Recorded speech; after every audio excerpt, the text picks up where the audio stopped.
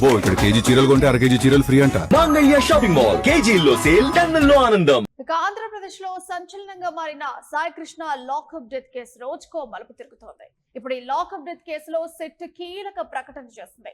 కేసులో A4 గా ఉన్న సురేష్ పరారీలో ఉన్నట్లుగా వెల్లడించింది. అయితే పరారీలో ఉన్న సురేష్ ఆచూకీ తెలపాలని సిట్ విజ్ఞప్తి చేసింది. సాయి కృష్ణ మృతి తర్వాత సెటిల్మెంట్ కు సురేష్ యత్నం చేశారని, అరెస్ట్ అయిన సిఐ నాగరాజ్ కు స్నేహితుడిగా సురేష్ ఉన్నారని చెప్పేసి సిట్ విచారణకు హాజరైన తర్వాత కేసు నమోదు కాగానే ఆ వెంటనే పరారీలో ఉన్నట్టుగా ఇన్ఫర్మేషన్ అందుతుంది. ఈ కేసులో మొత్తంగా 6 పైగా కేసులు నమోదయ్యాయి. ఇప్పటి వరకు అయితే 5 నిందితుల్ని అరెస్ట్ చేశారు. ప్రస్తుతానికి సురేష్ పరారీలో ఉన్నట్లుగా ఏపీ హైకోర్టుకు తెలిపింది సిట్. ఇక నిందితుడి కోసం గాలింపు చర్యలు ముమ్మరం చేశారు పోలీసులు. అయితే ఆంధ్రప్రదేశ్ లో సంచలనంగా మారినటువంటి Gade Sai Krishna lockup death case రోజుకొక మలుపు తిరుగుతూ వెళ్తుంది. హైకోర్టు ఆర్డర్ను కూడా సవాల్ చేస్తూ రాష్ట్ర ప్రభుత్వం సుప్రీంకోర్టుకు వెళ్లి మాజీ సిఐ నాగరాజును కూడా పోలీసులు కస్టడీకి తీసుకుంది. అయితే ఈ కేసు అతి త్వరలోనే ఓ కొలుక్కొస్తుందని అంతా అనుకున్నారు. అయితే అంతలోపై కేసులో కీలక సాక్షి సిఐ నాగరాజు ఫ్రెండ్ సురేష్ అదృశ్యం అవ్వడం ఇప్పుడు ఇదే పెద్ద ట్విస్ట్ గా మారినటువంటి అంశం. అయితే పోలీసులు సాయి కృష్ణ కేసులో సురేష్ ను A4 గా చేర్చారు. అయితే ఈ కీలక సాక్షి ప్రస్తుతం పరారీలో ఉన్నట్లుగా కూడా సిట్ ప్రకటించింది. సురేష్ ఎక్కడున్నా కూడా ఆచూకీ తెలపాలంటూ సిట్ ప్రకటన అయితే విడుదల చేసింది. సిట్ ఎదుట విచారణకు హాజరైన తర్వాత కేసు నమోదు కావడంతో సురేష్ పరారీ అయినట్లుగా కూడా ఇన్ఫర్మేషన్ తెలుస్తోంది. అయితే లాకప్ డెత్ వ్యవహారంలో 6 ఇప్పటి వరకు కేసు నమోదైంది. అందులో 5 అయితే అరెస్ట్ చేశారు. 6వ వ్యక్తి అయినటువంటి సురేష్ మాత్రం పరారీలో ఉన్నట్టుగా సిట్ ప్రకటించింది. ఇప్పటికే సురేష్ పరారీపై కూడా ఏపీ హైకోర్టు సిట్ నివేదిక అందించింది. నిందితుగా ఉన్న సురేష్ ఆచూకీ గాని ఎక్కడ తిరుగుతున్నాడు అన్నటువంటి విషయం, లేదా అతడు తలదాచుకున్నటువంటి ప్రదేశానికి సంబంధించిన ఇన్ఫర్మేషన్ తెలిసిన వెంటనే పోలీసులకు తెలియజేయాలా అంటూ కూడా సిట్ కోరింది.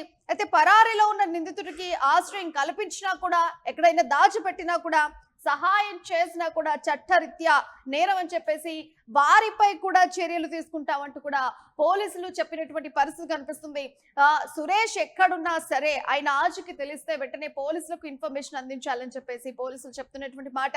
అయితే ఆయనకి ఎవరు హెల్ప్ చేసినా కూడా, ఆయనని దాచడానికి ప్రయత్నం చేసినా కూడా ఇవంతా కూడా చట్టరీత్యా నేరమే, వాళ్ళపై కూడా చర్యలు తీసుకుంటామని చెప్పేసి పోలీసులు అయితే చెప్పినటువంటి సిచ్యువేషన్. సో మొత్తానికి సాయి కృష్ణ కేసు సిట్కి ఇచ్చిన తర్వాత సిట్ అధికారులు మళ్ళీ కేసును రీఇన్వెస్టిగేషన్ చేయడం స్టార్ట్ చేశారు. సాయి కృష్ణ లాకప్ డెత్ తర్వాత కుటుంబ సభ్యులతో కూడా సురేష్ రాయబారం చేసినట్లు కూడా అనుమానం రావడంతో సిట్ అధికారులు దృష్టి సారించారు. సో సిఐ నాగరాజ్ కి వ్యవహారంలో సురేష్ సహకరించినట్లుగా సిట్ అధికారులు గుర్తించారు. సురేష్ నాగరాజ్ కి ఫ్రెండ్ అన్నట్టుగా నిర్ధారించారు. అయితే కేసులో తాను అప్రూవర్ గా కూడా మారతానని చెప్పేసి సురేష్ చెప్పినట్లు అప్పట్లో కొన్ని వార్తలు కూడా వచ్చాయి. అయితే మొత్తానికి కృష్ణలంక పోలీస్ స్టేషన్ లో Sai Krishna lockup death mystery చిక్కుముడి ఇప్పుడల్లా వేడుతుందా లేదా అనేటువంటి క్వశ్చన్ కూడా అందరిలో ఇప్పుడు కనిపిస్తున్నటువంటి క్వశ్చన్. అయితే సాయి కృష్ణ లాకప్ డెత్ కేసులో ప్రస్తుతానికైతే ప్రత్యేక దర్యాప్తు బృందం అయితే ఒక కీలక ప్రకటన అయితే చేస్తుంది.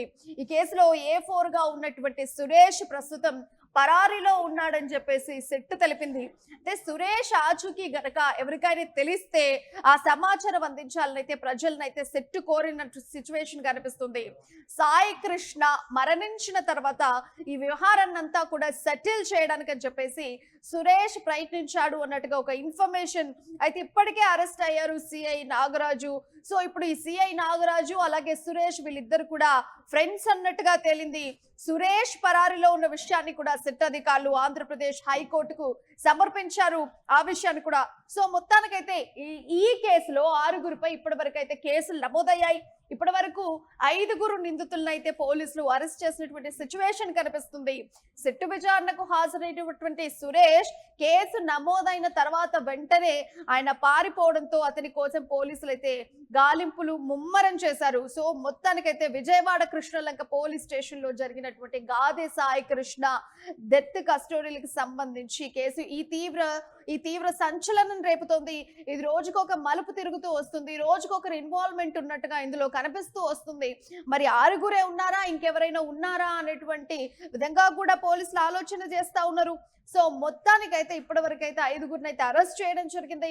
మిగిలిన 6వ వ్యక్తే సురేష్. ఆ నిందితుడు విచారణ తర్వాత ఆయన పారిపోయినట్టుగా కూడా సెట్ ఒక ప్రకటన చేసింది. అయితే పాత కేసులకు సంబంధించినటువంటి నాన్ బెయిలబుల్ వారెంట్ కారణంగా మే నెలలో సాయికృష్ణను మార్కాపురం నుండి కృష్ణలంక పోలీసులు ఎన్టీఆర్ జిల్లా టాస్క్ ఫోర్స్ సిబ్బంది కలిసి అదుపులోకి తీసుకున్నటువంటి సిచ్యువేషన్.